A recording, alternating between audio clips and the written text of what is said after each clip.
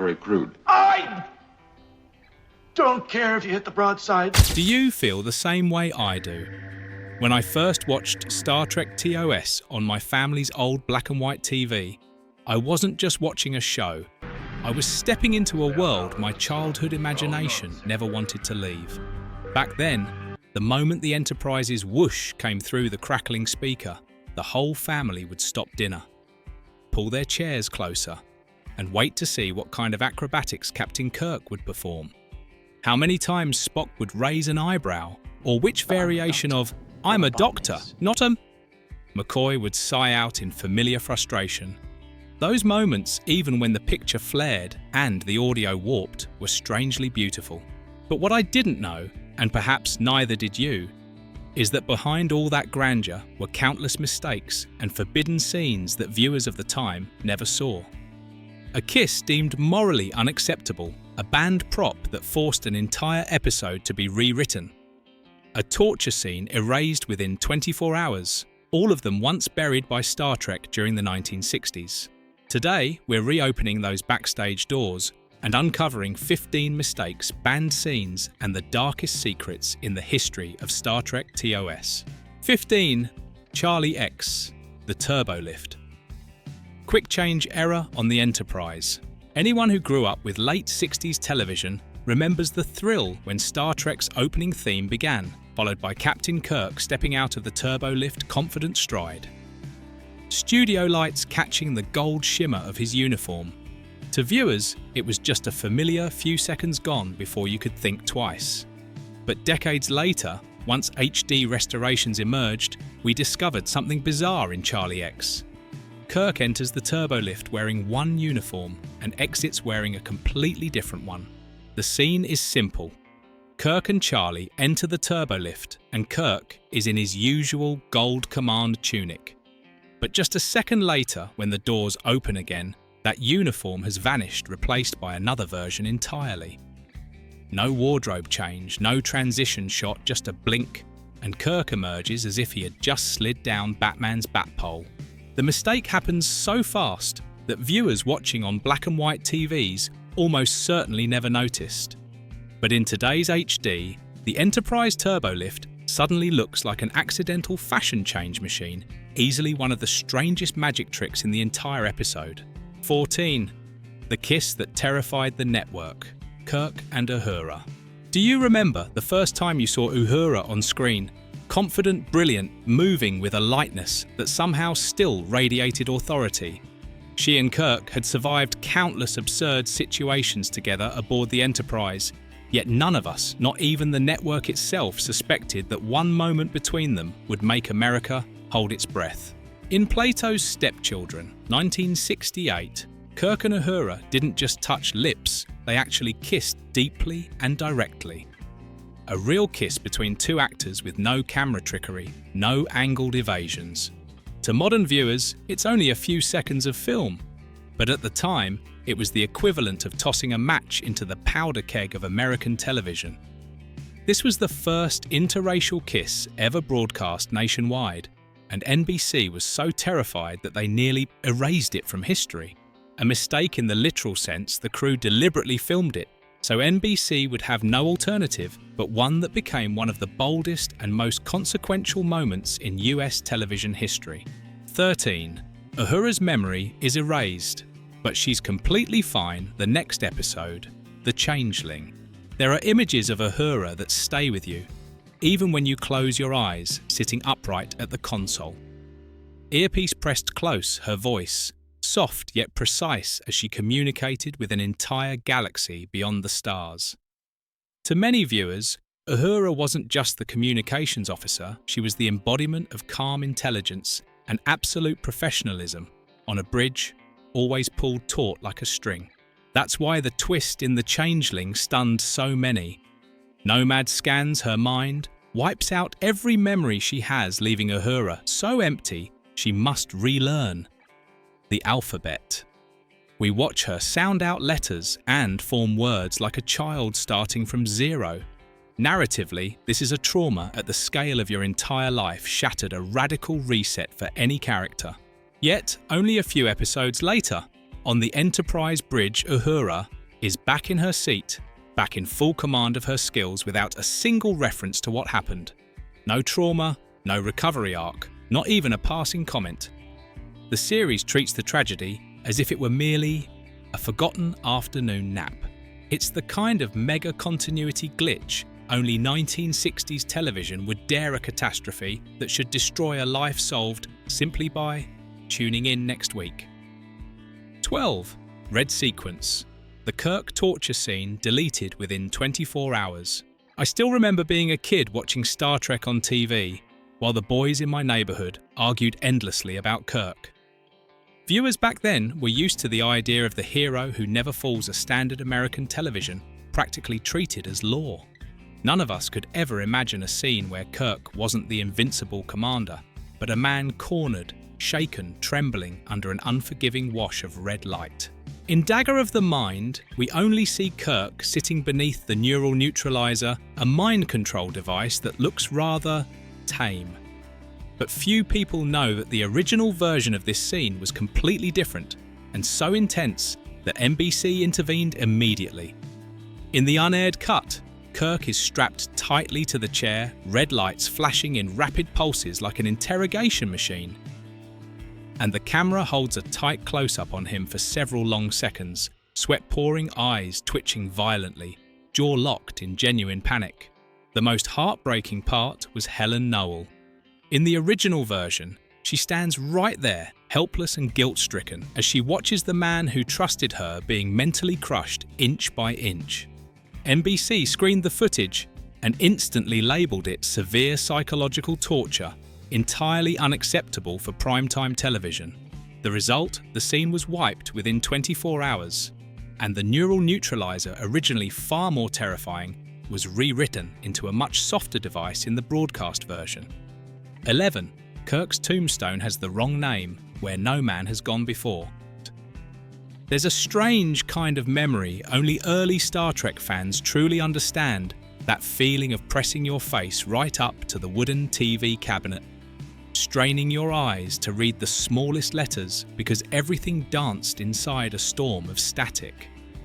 I still remember that silent afternoon when we gathered to watch Where No Man Has Gone Before. The confrontation between Kirk and Gary Mitchell created an oddly solemn mood. And then the stone grave marker appeared crude cold, pulling us even closer to the screen as though we were staring at some forbidden secret. Then someone managed to read the engraving and we all froze for a second before bursting into laughter. James R. Kirk, not T but R. A mistake so glaring that only blurry old TVs could have saved it. But when the HD remasters were released decades later, the error became so sharp and undeniable that no one could pretend it was a trivial slip. And so began a debate that lasted 50 years. A prop mistake, a writer's oversight, or was Mitchell deliberately insulting Kirk? CBS eventually tried to put out the fire with a last-minute explanation that sounded hastily invented. Gary was confused and remembered wrong, a justification nobody believed, but one that turned the mistake into a true legend. Sometimes, a single misplaced letter is enough to send the entire Trekkie community into uproar and make TOS even more endearing in the most unpredictable 1966 kind of way. 10. Morphine is not allowed to exist. The scene rewritten from the very first line. Have you ever rewatched The City on the Edge of Forever and felt that the opening scene seems gentler than the tragedy that follows? That wasn't accidental. When I first saw the episode on our old TV, I assumed McCoy had simply been overdosed by accident. Only much later did I learn that the scene was originally written to be far harsher. In Harlan Ellison's first draft, McCoy, panicking after a minor accident aboard the ship, injects himself with an overdose of morphine. The moment sends him spiraling into delirium and paranoia, causing him to flee the Enterprise and hurl himself through the time portal of the Guardian of Forever. It was designed as a gunshot that launched a story about destiny, responsibility, and the devastating price of tampering with history. But NBC panicked just as much as McCoy did in the script. Mentioning morphine, a real socially sensitive substance in 1960s America, was something the network deemed entirely unacceptable. They immediately demanded that all references be removed, fearing that the image of the Enterprise's chief medical officer overdosing would trigger a chain reaction on family television. The result? Morphine vanished, replaced by cordrazine, a fictional TV-safe name that also stripped away the darker, grittier emotional weight Ellison originally intended to give the story. 9. Kirk's legendary ripped shirt. Some moments only reveal themselves when you watch TOS again with grown-up eyes. As a kid, I didn't analyse anything. I simply believed Kirk was so powerful that even his uniform couldn't withstand him. But years later, watching the HD remaster frame by frame, the truth became clear. The ripped shirt wasn't caused by any punch, any throw, or any heroic clash. It was caused by a cut between shots. One frame, the shirt is perfectly intact. The next frame, the chest is torn wide open, as if Kirk had just survived a brutal fight to the death. Clearly, the costume department had enhanced the moment to match the heroic tone. Strangely enough, this tiny mistake has become one of TOS's most charming quirks, a universe where Kirk battles not only aliens but also the structural integrity of Starfleet uniforms. 8. Kirk, the superhuman strength no one knew about. Back then, every kid in my neighborhood believed Kirk was the strongest man in the galaxy. We imitated his stance, the way he crouched before jumping into a fight, and especially his two-handed punch, which none of us could ever manage to replicate. Kirk wasn't just a hero. He was a monument, the kind of man you thought could lift a planet if he wanted to, until we grew up and revisited the show in clear resolution. In one fight sequence, Kirk shoves a massive boulder to block an opponent's path. As a kid, I thought it was a moment of more muscular than Superman. But HD revealed the painful truth: the rock wobbles like a foam pillow, and Kirk pushes it aside as lightly as if moving an empty styrofoam box. A serious moment from the 1960s suddenly becomes unintentional comedy and somehow makes those childhood memories even sweeter. 7. Miri, the child corpses that were banned from airing. I still remember the first time I watched Miri. Every kid in my neighborhood, all of us still in elementary school, thought it was a strange but sad episode. A planet that looked like Earth children wandering in fear, and Kirk trying to speak to them with a rare gentleness. As kids, we only sensed the surface of that sadness. We had no idea that the original version was far more haunting. According to the early script, when Kirk's team first beamed down, the camera was supposed to glide past abandoned strollers, half-opened schoolbooks, dust-covered teddy bears, and the covered bodies of children. An image so suffocatingly heavy that NBC immediately banned it. No child corpses on broadcast television. The scene was erased within a day, softening the tragedy of the episode considerably. A buried moment and a planet whose sorrow was meant to be much deeper. 6.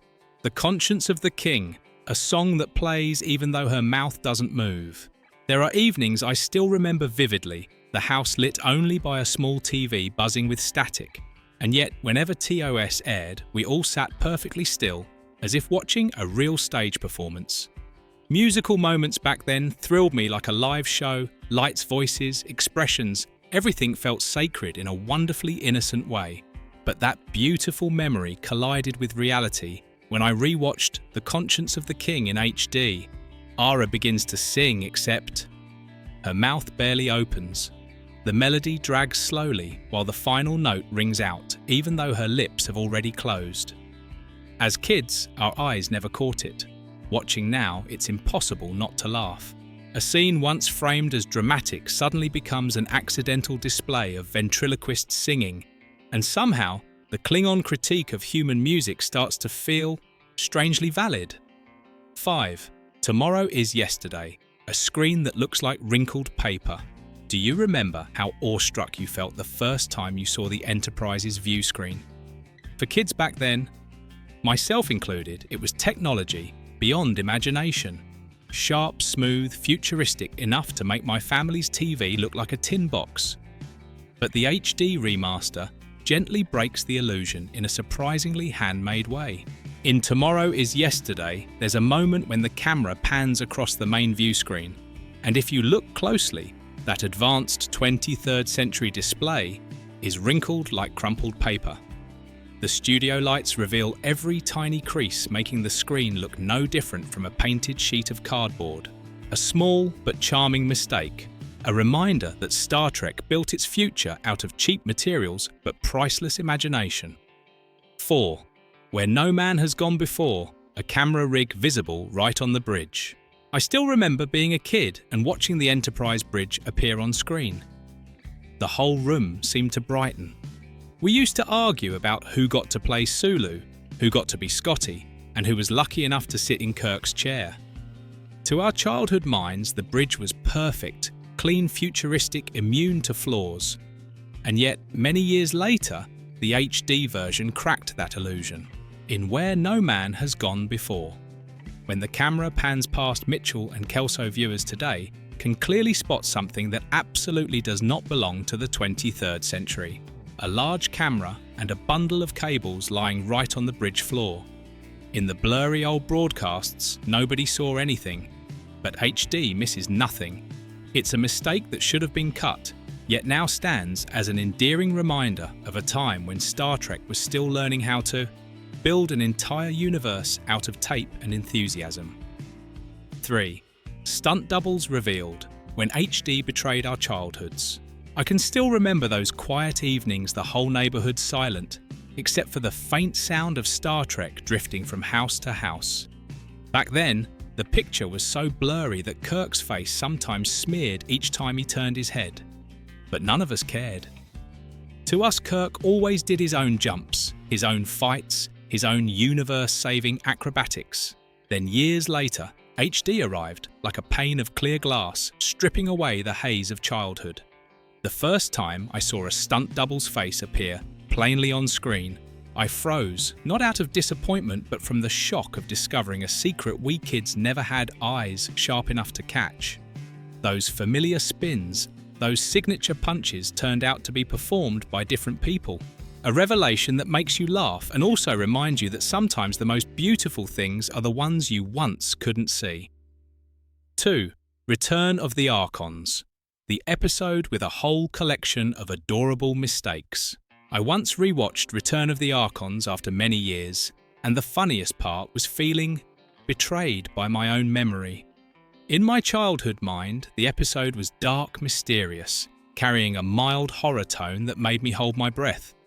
But the HD remaster revealed an entirely different world, one where every serious moment has a tiny crack. The rock that used to make me jump now bounces like a rubber toy.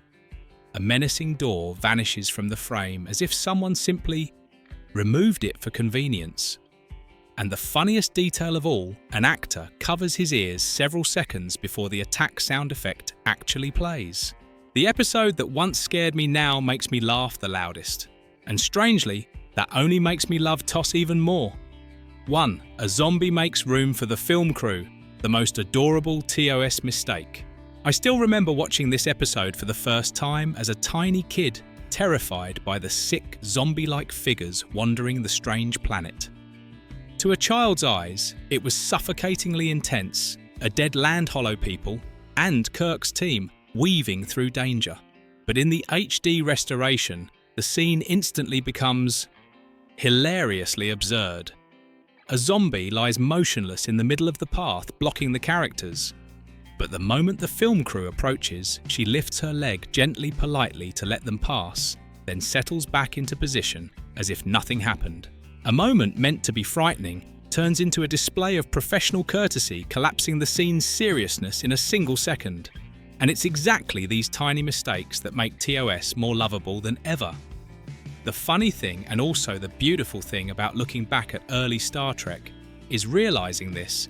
The things we once saw as perfect were actually full of cracks, rubber props, mistimed shots, and mistakes the crew never imagined would end up in history. And yet, it's those very flaws that make TOS feel warmer and more alive. We revisit these episodes not to mock them, but to smile at them. To remember that Star Trek didn't begin with massive technology, but with human passion. A vast universe built on a tiny soundstage, on honest imperfections, and on dreams far bigger than the limits of a black and white television screen. And perhaps that's why TOS has endured for nearly 60 years. Not because it was perfect, but because it dared to dream, dared to try, dared to fail, and dared to tell stories that outlived their era. And if you also grew up with these adorable mistakes, or just discovered them for the first time, after decades, share your thoughts in the comments. I'd love to hear your story. Don't forget to like, subscribe, and ring the bell so you won't miss the next journey through the hidden corners, bloopers, secrets, and wonders behind Hollywood's golden era.